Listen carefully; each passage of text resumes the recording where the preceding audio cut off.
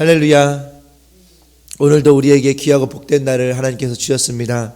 오늘 이 이른비 기도회 가운데 주시는 이 말씀을 우리가 믿음으로 붙잡고 우리가 하나님의 영광을 위하여서 또 하나님 앞에 거룩한 삶을 살아갈 수 있는 우리가 되었으면 좋겠습니다.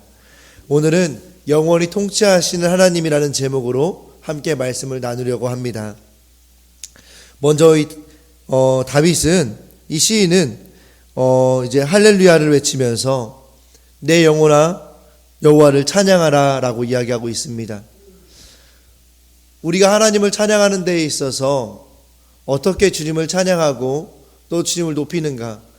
찬양이라는 게 단순히 우리가 조금 전 말씀을 받기 전에 했던 것처럼 이 곡조를 붙여서 찬양하는 것, 노래하는 것일 수 있겠지만 꼭 찬양이라는 게 꼭 이것만이 전부가 아니고 하나님을 경배하는 것, 하나님을 높이는 것, 그 모든 것들이 우리가 하나님을 찬양하는 것이 될 수 있겠죠. 그렇다고 한다면 우리는 평소에도 우리의 삶 가운데에서 하나님을 찬양할 수 있는데, 오늘 이 시인은 하나님을 찬양하는 것을 영혼아 찬양하라고 말씀하시고 있습니다. 영혼.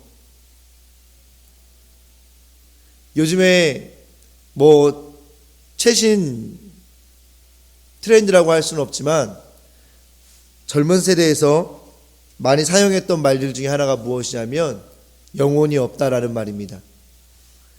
무언가를 이야기했을 때 그냥 미적지근한 반응을 보이거나 그냥 건성건성하는 반응을 보이면 너는 영혼이 없어. 왜 이렇게 영혼이 없이 대답해? 라고 이렇게 이야기를 많이 했습니다. 영혼이 있다라는 것은 우리가 그 하나님을 찬양하는 데 있어서 우리의 마음이 그곳에 있다는 것이 보여지는 것이고, 그리고 우리가 무언가 하나님 앞에 하나님께서 하시는 일들의 반응을 보이는 데 있어서 누가 봐도 관심이 있는 것들을 우리는 표현할 수 있을 것 같습니다. 그렇기 때문에 영혼이 있는 모습과 영혼이 없는 모습은 겉으로도 조심스럽지만 구별되어지게 됩니다. 예배를 드릴 때에도 우리가 영혼 있이 앉아있는 모습과 영혼 없이 앉아있는 모습이 다르잖아요. 그죠? 그런데 오늘 이 시인은 그 시인의 영혼이 하나님을 찬양하라고 이야기하고 있다라는 겁니다. 과연 우리는 얼마나 주님을 찬양하고 계십니까? 그냥 친한 친구가 질문하니까 별로 관심도 없지만 맞아, 그래, 그래, 맞아 라고 대답하시는 것처럼 주님을 찬양하고 하나님을 찬양하는 데 있어서 그냥 하나님 찬양합니다, 저는 하나님을 믿습니다, 이렇게 하나님을 찬양하고 계시진 않으십니까?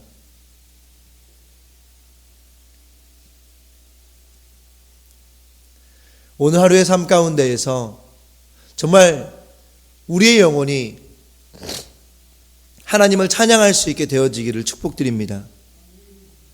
특별히 오늘 예배에서부터도 정말 우리의 영혼이 주님을 예배하고 찬양할 수 있는 이 시간, 하나님의 말씀이 선포되어질 때에 그 말씀을 믿음으로 또 감사함으로 기쁨으로 찬양하며 그 말씀을 받을 수 있는 우리들이 되었으면 좋겠습니다.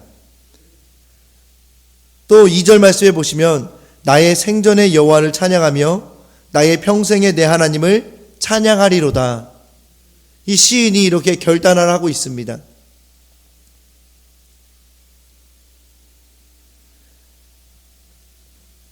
생전의 여호와를 찬양하고 평생에 내 하나님을 찬송하리로다.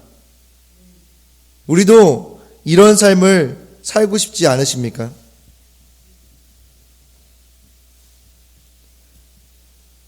우리는 누구나가 다 이런 삶을 살아갈 수 있습니다. 내 영혼이 주님을 찬양할 수 있고 우리가 살아있는 동안에 우리의 평생 동안 하나님을 찬양하는 삶을 살 수 있습니다. 우리가 하나님을 그렇게 찬양하는 삶을 살아갈 때 우리의 삶의 결과가 무엇이겠습니까? 간단합니다. 하나님으로부터 은혜를 받아서 우리가 축복의 통로로서 하나님의 은혜를 흘려보내줄 수 있게 된다는 것입니다. 그런데 사실 여기서 놓치지 말아야 될 것은 무엇이냐면 축복의 통로가 된다는 것은 내가 하나님께 은혜를 받지 않으면 축복의 통로가 될 수 없다라는 사실입니다.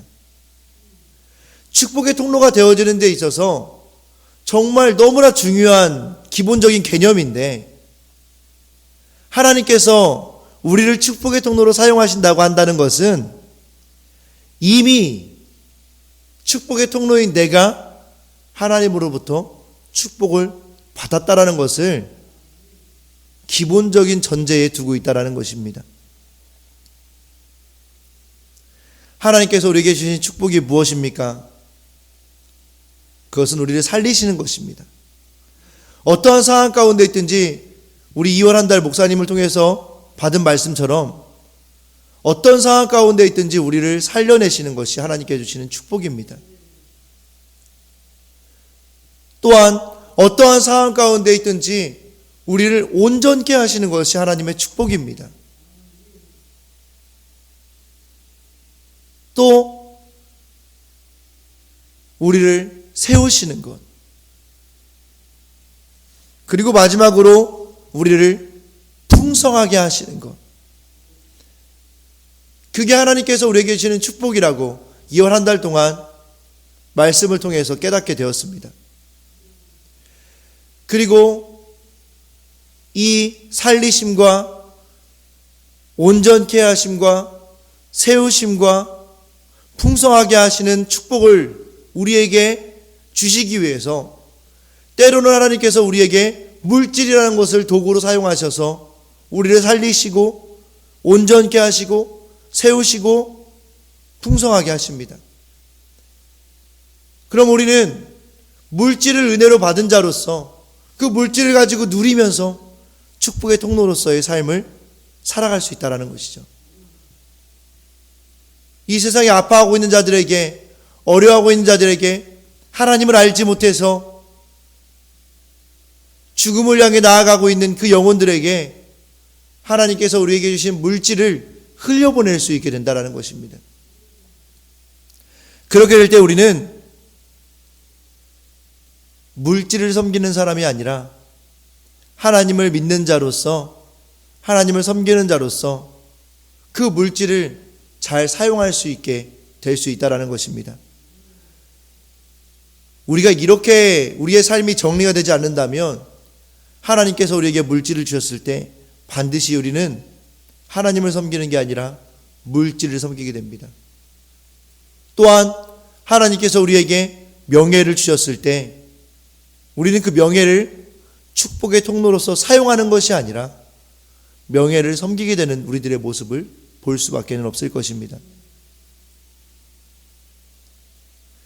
이렇게 우리의 영혼이 하나님을 찬양하는 것은 우리에게 너무나 소중한 것입니다. 하나님께서 우리에게 물질을 주시거나 명예를 주시는 것들은 사실은 우리가 신경 쓸 필요가 없습니다. 우리가 생각해야 되는 것은 무엇이냐면 이 물질이나 여러 가지 우리에게 필요한 것들을 은혜로 허락하시는 이 하나님이 이것들을 주시는 동기와 과정입니다. 하나님께서 우리에게 이런 은혜를 허락하시기까지는 우리가 해야 될 일은 무엇이냐면 내 영혼아 여호와를 찬양하는 것입니다. 그런데 우리는 사실 이 결과에 집중하는 삶을 살아갑니다. 하나님을 찬양하면 하나님께서 우리에게 알아서 주시는 것들인데 우리는 물질을 얻기 위해서 하나님을 찬양할 때가 너무나 많습니다. 명예를 얻기 위해서 하나님을 찬양할 때가 너무나 많습니다. 내가 가진 문제를 해결하기 위해서 하나님을 찬양하는 우리의 모습들, 하나님은 절대로 기뻐하지 않으십니다. 이제 더 이상 우리가 우리의 삶의 현장 가운데에서 하나님께서 우리에게 더 좋은 것으로 채워주실 것인데, 내 눈에 보이는 그 문제를 해결할 수 있을 것 같은 그런 작은 것에 집중하는 신앙생활이 아니라 온전히 하나님만을 찬양하는 데에 집중하는 우리가 되어졌으면 좋겠습니다. 그런데 그렇게 하나님을 찬양하지 못하게 방해하는 것들이 있습니다. 그것이 무엇이냐면 우리 3절입니다. 귀인들을 의지하지 말며 도울 힘없는 인생도 의지하지 말지니. 우리들이 그렇게 살아가고 있지 않습니까? 사실은 우리가 이 땅을 살아가면서 언제든지 하나님을 온전히 내 영혼이 찬양할 수 있음에도 불구하고 우리가 하나님을 찬양할 수 없는 것은 우리가 하나님이 아니라 우리 주변에 있는 귀인들, 재력가나 높은 명예를 가지고 있는 사람들,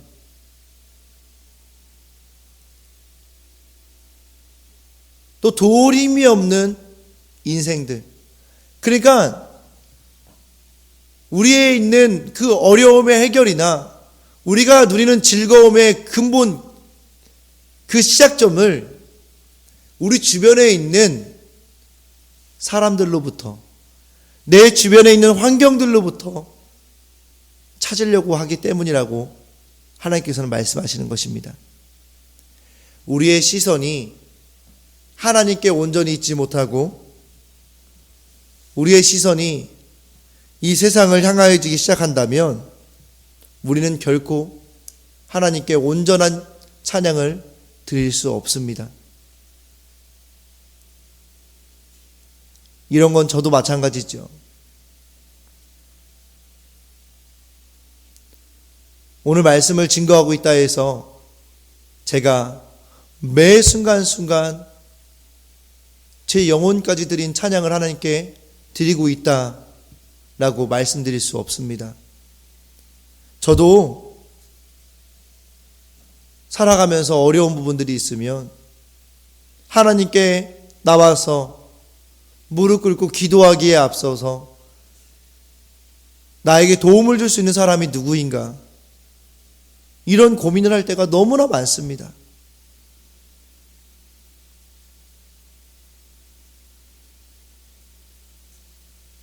그런데 하나님께서는 오늘 이 말씀을 통해서 우리에게 분명하게 말씀하십니다.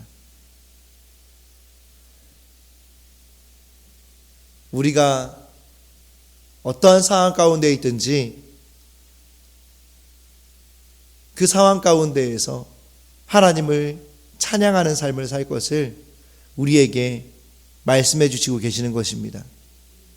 이것이 하나님께서 우리를 만드신 목적입니다. 이제 더 이상 우리가 방황하지 않으시기를 결단하셨으면 좋겠습니다. 사실은 우리는 하나님께서 우리를 하나님을 찬양하게 하기 위해서 만드셨지만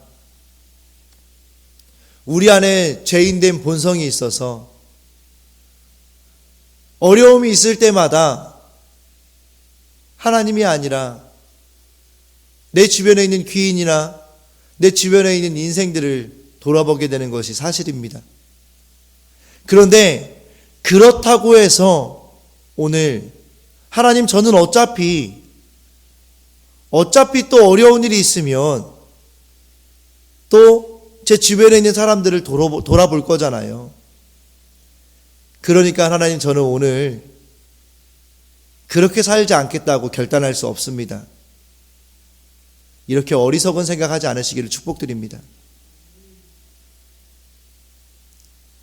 우리가 죄인이기 때문에 그러한 삶을 살아갈 수밖에 없기 때문에 우리는 오늘 결단을 해야 되는 것입니다. 그래서 그 결단을 통해서 조금이라도 더 하나님을 의지하기 위해 몸부림치는 삶. 우리가 죄인이기 전에 아담과 하와가 처음 만들어졌을 때에는 하나님을 의지하기를 몸부림치지 않아도 됐습니다. 그들에게는 온전한 자유의지가 있었기 때문에 그 온전한 자유의지를 가지고 너무나 즐겁고 행복하게 너무나 자연스럽게 하나님을 영혼을 들여서 찬양할 수 있었습니다.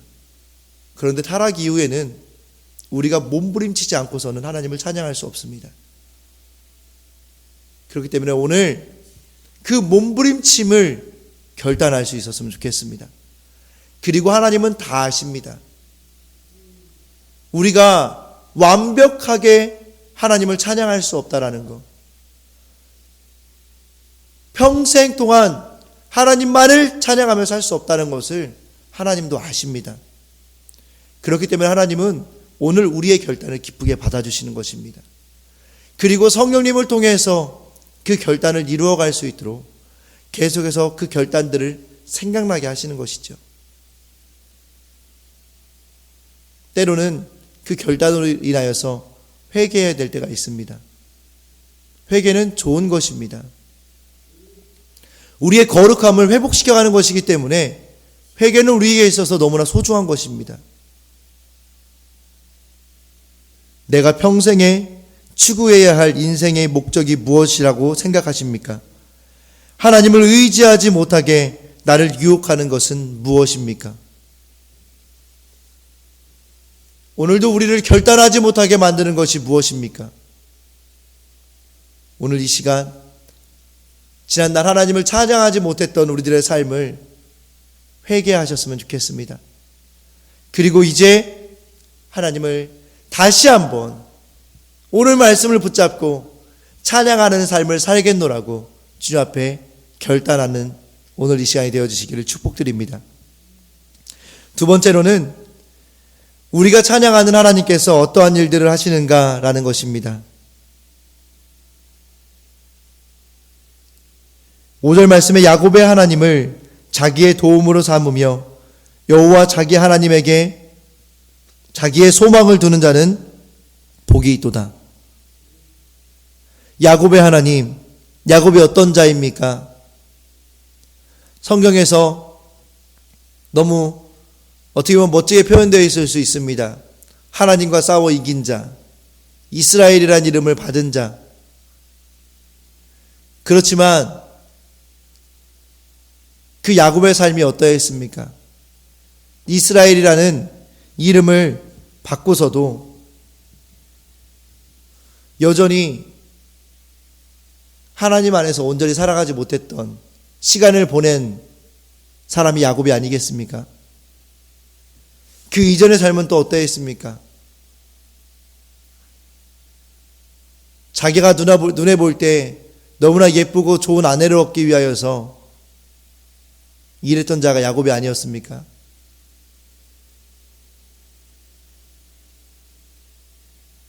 그런데도 하나님께서는 그 야곱을 지키셨고 보호하셨고 인도하셨습니다.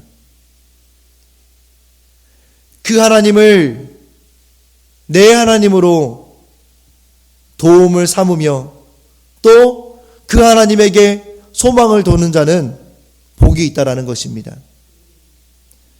어떤 복이냐? 7절부터 8절 말씀까지 9절 말씀까지 너무나 잘 말씀해 주시고 계십니다. 우리가 찬양할 하나님, 우리가 소망을 두고 도움으로 삼아야 될 하나님은 어떤 분이시냐? 억눌린 사람들, 줄인 자들, 갇힌 자들, 맹인, 비굴한 자들, 나그네, 고아, 과부를 붙드시고 구원하시는 분이 우리의 하나님이시라는 것입니다.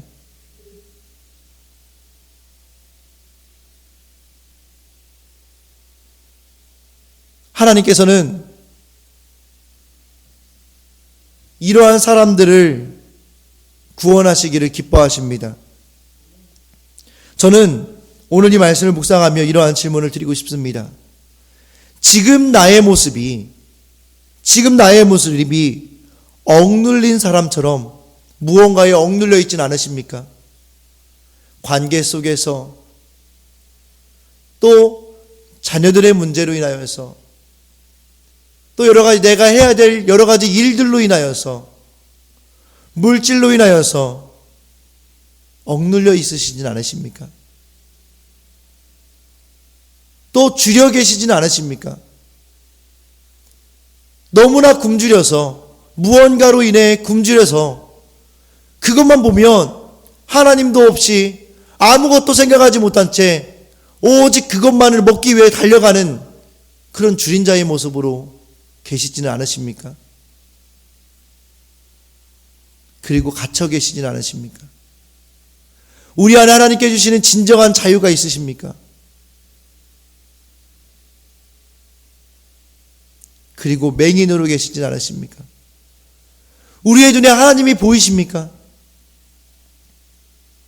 너무나 어려운 상황과 지금 눈앞에 있는 여러 가지 현실로 인해서 하나님을 볼 수 없는 맹인의 삶을 살아가고 계시진 않으십니까?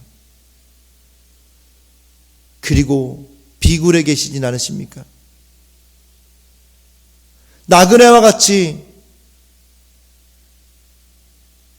안정을 얻지 못하고 그 불안정 가운데에 떠돌아다니고 계시지 않으십니까? 고아와 과부와 같이 스스로 설 수 없는 그런 비참한 가운데 계시진 않으십니까?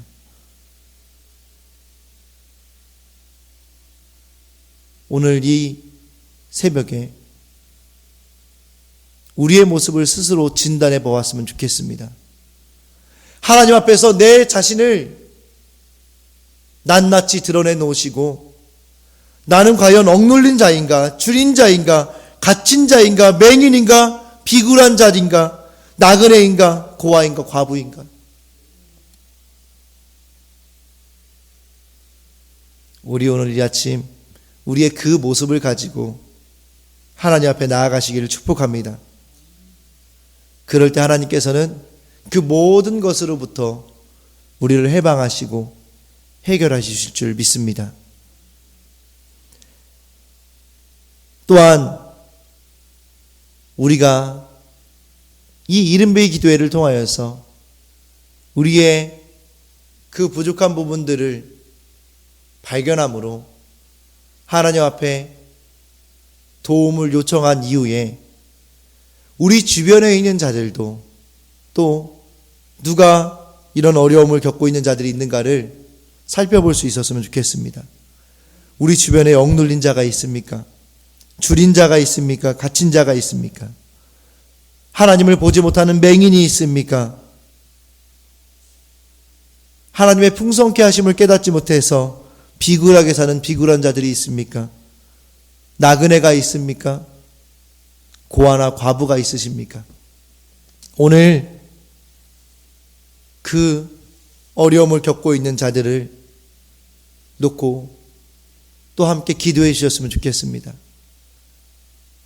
그리고 오늘 그런 분들에게 전화하셔서 따뜻한 위로와 격려와 축복의 한마디를 건넬 수 있다면, 하나님이 당신을 사랑하신다라는 그 따뜻한 말 한마디를 전할 수 있다면 얼마나 좋은 하루가 될 수 있겠습니까? 하나님이 관심을 두시는 연약한 자 중에 내가 오늘 찾아가야 할 자는 누구입니까? 그에게 나의 하나님을 누구라고 소개하겠습니까? 오늘 내 자신의 모습을 하나님 앞에 부탁하시고, 그리고 또 어려움에 있는 나의 사랑하는 이웃들을 찾아가시거나 전화하셔서 내가 만난 하나님을 소개하시며 그들에게 따뜻한 위로를, 격려를 건넬 수 있었으면 좋겠습니다. 마지막으로 10절 말씀에 시인은 하나님의 권능에 대해서 말씀하십니다. 하나님께서는 영원히 다스리실 분이시고 대대로 통치하실 분이시라는 것을 우리에게 말씀하시는 것입니다. 하나님은 결코 우리가 만만하게 볼 수 있는 분이 아닙니다. 그런데 우리는 하나님을 만만하게 볼 때가 너무나 많죠. 만만하게 본다는 게 어떤 의미입니까? 우리가 필요할 때 하나님을 찾고 그 필요가 없어지면, 그 필요의 문제가 해결되어지면 하나님을 찾지 않습니다. 많은 그리스도인들의 특징은 무엇이냐면 어려움이 있을 때 기도하고 어려움이 없어지면 기도하지 않습니다. 그런 논리로 봤을 때, 그런 우리들의 연약한 모습을 보았을 때에 하나님께서 우리에게 어떻게 하셔야 되겠습니까? 어려움이 있어야 예배하고, 어려움이 있어야 찬양하고, 어려움이 있어야 기도합니다. 그런데 하나님께서 우리를 만드실 때에는 그렇게 예배하고 찬양하고 기도하며 하나님과 교제하기 위해서 우리를 만드셨습니다. 그런데 우리들의 모습은 어떠하냐? 우리에게 기쁨이 넘치고 평안한 삶이 주어지면 예배하지 않고 찬양하지 않고 기도하지 않는 것입니다. 그러면 하나님께서 어떻게 하셔야 되겠습니까?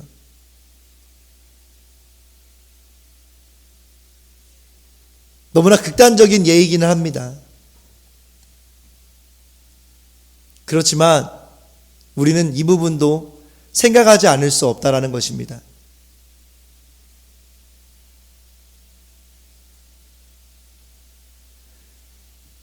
우리는 하나님의 다스리심과 통치 가운데에 거하는 사람들입니다.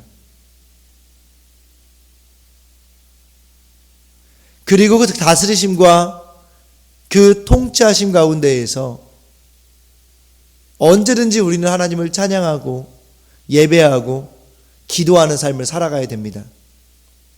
어려움이 왔을 때만 그렇게 해서는 안 된다는 것입니다. 평안하기 때문에 기도하십니까? 평안하기 때문에 간구하고 계십니까?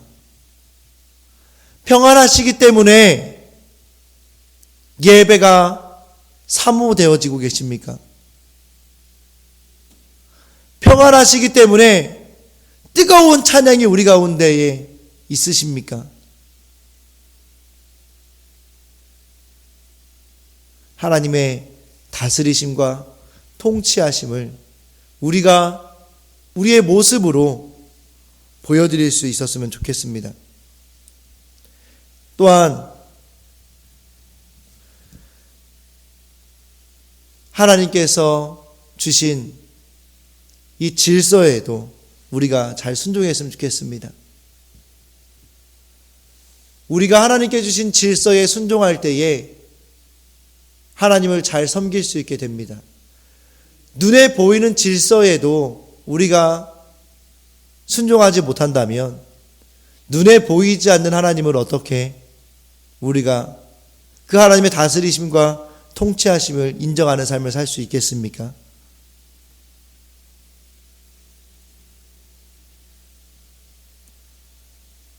나는 가정과 교회, 학교와 일터에서 하나님이 세워주신 질서에 잘 순종하고 있습니까?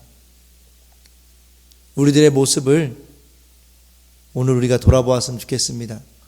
그래서 우리의 삶의 모든 현장 가운데에서 하나님을 예배하고 찬양하고 또 하나님께 기도함으로 하나님의 다스리심과 하나님의 통치하시는 그 하나님의 주권에 우리의 삶을 드리기를 축복드립니다. 그리고 하나님께서 우리에게 허락하신 질서에 또한 순종함으로 하나님의 다스리심과 통치하심을 인정하고 그 하나님께 순종하는 삶을 살아가시는 우리 모두가 되어지시기를 축복합니다. 축복합니다. 축복합니다.